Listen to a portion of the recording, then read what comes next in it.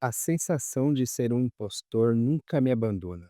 De tempos em tempos, tenho de me convencer de que sou digno do sucesso que obtive. Sabe quem disse isso, meus amigos? Albert Einstein. Uma das mentes mais brilhantes da humanidade confessou que sentia-se uma fraude. E ele não está sozinho nessa. Sheryl Sandberg, CEO da Meta, também já afirmou: ainda há dias em que acordo sentindo-me uma fraude. Howard Schultz, fundador da Starbucks, disse: muito poucas pessoas chegam ao cargo de CEO e acreditam que estão qualificadas. Elas não vão te dizer isso, mas é a verdade. Fala, meus queridos. Muito bem-vindos a mais um Lead Talks by JC. Meu nome é João Cazon e o tema do vídeo de hoje é o tema que assombra a maioria dos líderes. Não importa o nível de senioridade do líder, se ele é iniciante, se ele já é mais experiente, se ele é bom no que ele realmente faz e ele se importa de verdade em ser bom no que ele faz, ele vai enfrentar essa síndrome com frequência. E o vídeo de hoje é justamente para colocar luz sobre esse tema.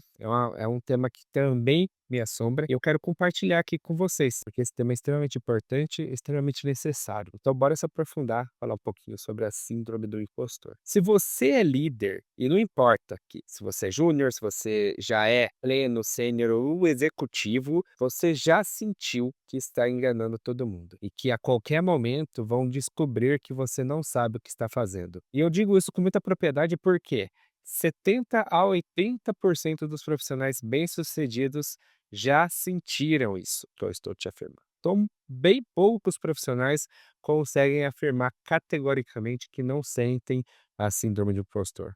E por isso esse tema é tão importante da gente abordar aqui no vídeo de hoje. E mais do que falar sobre essa sombra secreta na liderança, que é a síndrome do impostor, aqui eu também quero trazer para vocês que, surpreendentemente ou não, no caso aqui, o antídoto mais poderoso para essa situação é, mais uma vez, a nossa querida liderança servidora. Então, bora começar para o nosso primeiro bloco aqui: anatomia da fraude. O que é e por que atinge líderes?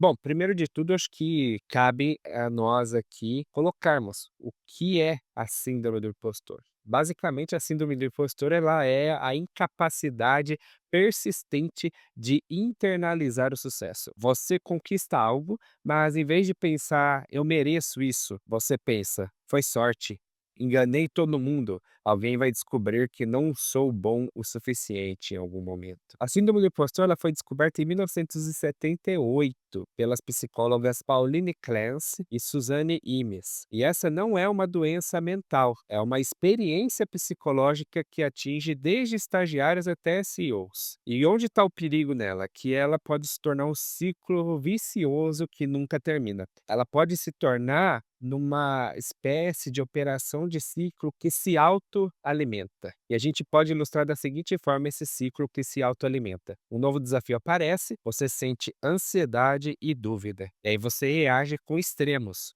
Ou se prepara obsessivamente, buscando perfeccionismo. Ou ainda pior, você procrastina até o último minuto. E aí você entrega e você tem sucesso. Mas você não internaliza esse sucesso para você mesmo. Então você desconta o resultado. Só deu certo porque trabalhei demais ou porque eu tive sorte. A crença da fraude se reforça e o ciclo recomeça ainda mais forte. E por que os líderes eles são especialmente vulneráveis aqui nesse caso? A síndrome do impostor, ela não diminui conforme você sobe de cargo. Pelo contrário, a tendência é que ela piore. E por que isso acontece? Bom, justamente para responder o porquê isso acontece, um estudo da Sana, ele mostrou que os funcionários em cargos sêniores, eles são mais propensos a sentir isso do que a média dos trabalhadores. Relacionado a isso, temos outro dado, que é 57% dos executivos sentiram síndrome do impostor a assumir um novo cargo de liderança. E aí, voltando à pergunta que eu fiz agora há pouco, por quê? As decisões, elas têm mais impacto. O seu erro, ele vai afetar toda a equipe. Já não é um erro isolado, né? Suas decisões, elas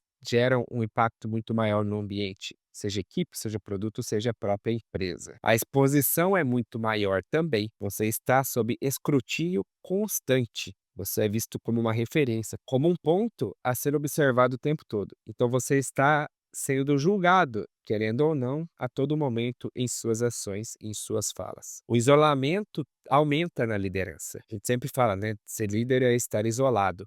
E esse é um dos fatores que acabam culminando no fortalecimento do surgimento da síndrome do impostor. Menos pessoas com quem compartilhar as inseguranças você possui. E a régua sempre está subindo, ou seja, a cada sucesso de entrega que você executa como líder, a régua e a expectativa para o sucesso continuar acontecendo ou ser ainda maior aumenta, o que ele traz uma exigência enorme e principalmente uma autocobrança ainda maior a cada novo desafio entregue com sucesso. Quanto mais você lidera, mais razões você tem para duvidar de si mesmo. Bloco 2: as faces do impostor. Qual é a sua? A doutora Valerie Young descobriu algo fascinante aqui. Nem todo o impostor é igual. Existem 5 tipos de impostores e cada um tem o seu livro de regras interno quebrado sobre o que significa ser competente. E aqui bacana a gente agora listar esses 5 tipos para que você se identifique com qual vai ressoar mais com você. Então vamos lá, vamos falar sobre esses 5 tipos agora. Tipo 1 é o perfeccionista. Se não for 100% perfeito, é um fracasso. Você conquistou 99 dos 100 objetivos? O perfeccionista só enxerga aquele um que faltou. Ele tem dificuldade brutal em delegar porque acha que somente ele consegue fazer direito. Pergunta honesta aqui para esse tipo: você microgere porque não confia que os outros vão fazer no seu padrão? Esse é um ponto importante que muitas lideranças, principalmente as mais iniciantes, enfrentam, mas como nós sabemos, essa síndrome do impostor e seus tipos, elas aferem qualquer nível de liderança.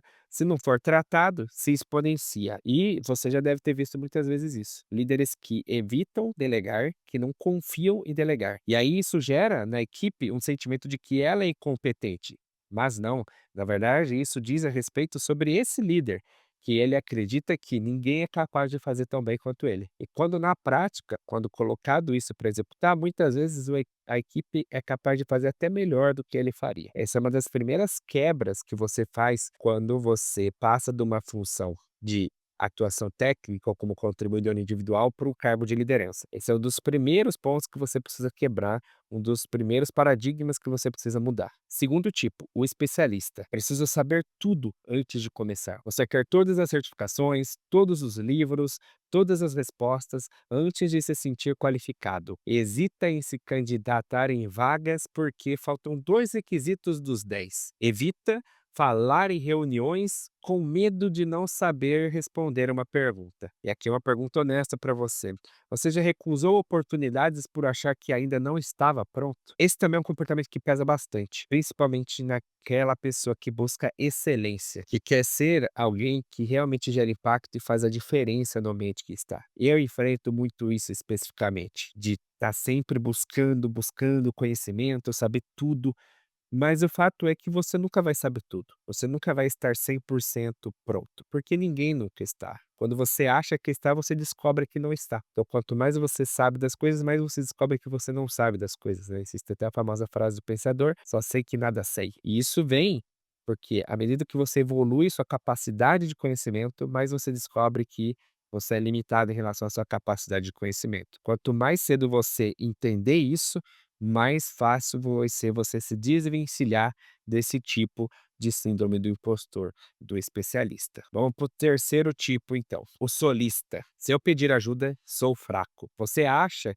que só conta como sucesso se você fizer sozinho. Pedir ajuda é admitir fracasso. Você recusa apoio mesmo quando está no limite. Você se orgulha de dar conta de tudo sozinho? Aqui, de fato, ele vai totalmente contra o espírito de trabalho em equipe. Ou, na verdade, quando você trabalha em equipe, você se sente fraco. Você sente que você está sendo insuficiente, porque o correto seria você dar conta daquilo sozinho. Ou, pelo menos, ser a pessoa que as coisas dependem para acontecer. Esse tipo é muito mais comum do que você imagina. As pessoas elas são cobradas todo momento a serem autossuficientes, seja por si mesmas, seja pelo seu histórico de criação dentro dos seus lares e que vem para o ambiente profissional e geram profissionais extremamente individualistas. O que é totalmente contraproducente quando você vai pela ordem do impacto, porque já é sabido que a capacidade individual de cada um é finita, é limitada. e ela precisa se exponencializar. Então esse tipo é extremamente prejudicial e extremamente anti-escala. Então você precisa urgentemente se livrar desse tipo se você o possui. E entender que a força maior está no trabalho em equipe e o seu impacto é muito maior quando você trabalha em equipe. Quando você está numa posição de contribuidor individual, muito se valoriza o trabalho solo e se cria e se romantiza em muitos cenários a figura do herói. Mas essa figura, principalmente quando você vai para cargos de liderança, ela já não faz mais sentido. E na real, você tem que combater. Então, esse tipo de síndrome do impostor, ela tem que ser combatida à exaustão. Principalmente se você possui ela internalizada dentro de você. Próximo bloco, o gênio natural. A regra do gênio natural é: se é difícil, é porque não sou bom nisso. Você acredita que talento real é fazer as coisas sem esforço. Se você tem que estudar, praticar, errar, é porque você não tem o dom. Pergunta honesta aqui pra você: você desiste de aprender algo novo quando não domina rapidamente? Ah, essa aqui doeu. Por quê? Porque eu tenho essa autocobrança enorme dentro de mim de saber de todas as coisas e de ser um cara que entende das coisas e de tudo. A partir do momento que eu fui amadurecendo, eu fui entendendo que isso seria impossível. É impossível você ser um generalista especialista. As 2 coisas não se conversam. Ou você é um especialista ou você é um generalista. E quando você é um especialista, você está com a sua capacidade de conhecimento também restrita a apenas um assunto, uma vertente de um assunto. Mas há muitos outros assuntos você é completamente ignorante. Quando você é generalista, você pode saber um pouquinho de vários assuntos, mas você continua ignorante na maioria deles. E isso é uma corrida de ratos, porque você nunca vai atingir a excelência do conhecimento geral de todas as coisas. E esse tipo te persegue, porque você está o tempo todo se cobrando e algo precisa ser fácil para você. E eu já me vi em várias situações de desistir de aprender de algo porque estava ficando difícil e entender que aquilo não faz sentido para mim e eu não iria utilizar aquilo, então não compensava despender esforço empenhando-me em aprender aquilo. E confesso que isso é algo que eu ainda estou aprendendo e é algo que eu estou evoluindo como pessoa e como profissional. Mas é bacana categorizar os tipos por conta dessa autoanálise que me ajudou a ser realizado aqui agora. Muito bacana esse tipo, tenho muito a pensar com ele. O quinto tipo e último é o super-humano. O super-humano é: preciso ser excelente em todos os papéis ao mesmo tempo. Líder impecável, pai e mãe presente, parceiro atencioso, amigo disponível, tudo o tempo todo sem falhar. E quando você falha em um, sente que fracassou em todos. Pergunta honesta aqui para você. Você se cobra por não conseguir equilibrar perfeitamente trabalho e vida profissional? Cara, confesso que esse também bateu muito aqui em mim. Por quê? Porque da minha criação veio essa exigência da perfeição em tudo. Eu precisava ser um bom filho, eu precisava ser um bom aluno, e isso tudo ao mesmo tempo. Eu precisava ser, um bom já empregado, porque eu comecei a trabalhar muito cedo para o meu próprio pai, então a cobrança dele era dupla, tripla, na verdade, ele me cobrava muito, então a gente acaba trazendo isso para nós na vida adulta de alguma forma, né, a gente precisa tratar isso, a gente traz isso na nossa vida profissional, e se a gente não tomar cuidado, a gente replica isso e esse tipo de comportamento em pessoas que a gente interage no dia a dia. Então é extremamente complexo e complicado você sair desse tipo, uma vez que ele é, enraizado dentro da sua personalidade. Mas é bom, esse estudo e essa compreensão de que esse tipo de síndrome ali é prejudicial, porque ninguém é super-humano, ninguém é capaz de ser excelente em tudo o tempo todo. A gente está sempre em aprendizado e evolução constante, a gente precisa estar exposto a isso, a gente precisa poder falhar e precisa estar aberto a crescer. E a pressão de ser super-humano, ela elimina as falhas.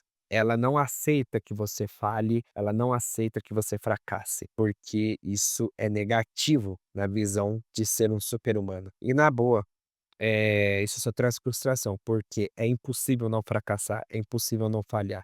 Então você precisa olhar isso como oportunidade de aprendizado e de melhoria. E isso precisa estar enraizado em você. Então esse é um excelente exercício que eu também tenho feito na minha vida, porque como vem de muito cedo, então é uma das coisas mais difíceis de se trabalhar, porque acaba fazendo parte de você. E você mudar o que você é, não é algo que você faz do dia para noite, né? Então, muito importante esse exercício dos 5 tipos e muito importante uma análise completamente honesta sobre eles, a serem feitas por nós, líderes. E nem se for líder também, acho que essa síndrome ela, pode atingir, qualquer pessoa, desde o contribuidor individual, mas a gente viu que quando mais você cresce na carreira, mais forte ela fica por conta daqueles motivos que a gente já falou no bloco anterior. Mas e você? Você se identificou com um ou mais desses tipos? Possivelmente sim, e isso é normal. A maioria de nós vai ter traços de vários desses. Eu mesmo, conversando aqui com vocês, identifiquei praticamente todos os traços. Mas reconhecer qual predomina é o primeiro passo para reescrever esse livro de regras quebrado. Bloco 3, o antídoto.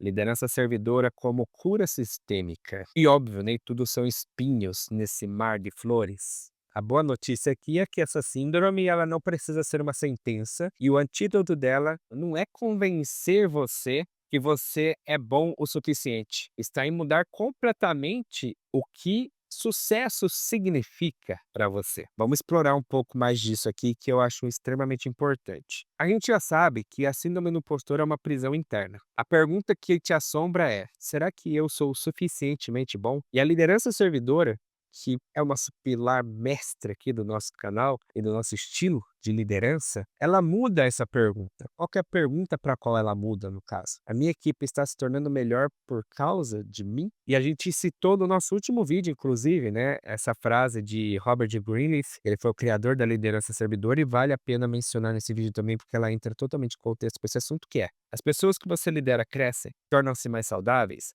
sábias, livres, autônomas e mais propensas a se tornarem servidoras, ou seja, o seu estilo de liderança gera outros líderes parecidos com você, motiva as pessoas a se inspirarem e a quererem ser como você se torna espelho, você se torna objetivo para essas pessoas que você lidera. Quando você adota isso como uma métrica de sucesso, algo mágico acontece com você, meu querido líder. Você para de tentar ser o mais inteligente da sala e você foca em criar condições para que os outros brilhem. Você para de esconder imperfeições e modela vulnerabilidade, criando segurança psicológica. Você para de provar seu valor e mede seu impacto pelo crescimento dos outros. E aqui a gente molda todo o nosso paradoxo da cura da síndrome do impostor. As estratégias para você gerir a sua própria síndrome do impostor são exatamente as mesmas ações que definem uma grande liderança servidora. Quando você